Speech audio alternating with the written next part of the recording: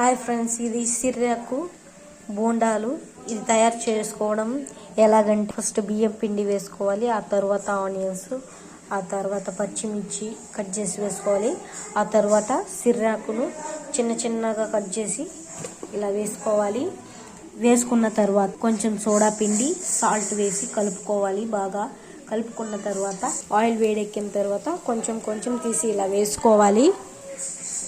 వేసుకున్న తర్వాత చూడండి ఇలా తిప్పుకోవాలి. ఛానల్ని లైక్ చేసి సబ్స్క్రైబ్ చేసుకోండి ఫ్రెండ్స్. మరిన్ని వీడియోలు మీకోసం చేస్తాము.